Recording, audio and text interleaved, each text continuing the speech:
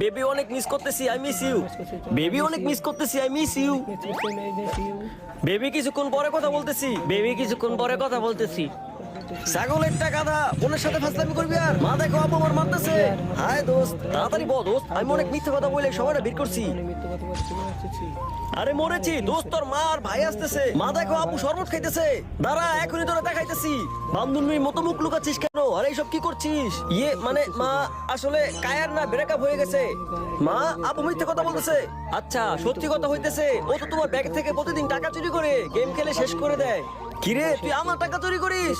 এইটা এইখানে ঠিক আছে। আরে রোহান আমাদেরকে হেল্প কর না, বিয়ের তো প্রস্তুতি নিতে হবে। আমার তো প্রয়োজন নেই, আমি গেমই খেলি। শেষমেশ আমার বিয়ের ঘড়িটা বেজেই গেল। সব ঠিকঠাক, দুলাভাই এবার ভিতরে আসুন। ঠিক আছে আমরা ভিতরে আসছি। আমি আমার বোনকে নিয়ে যেতে দিব না।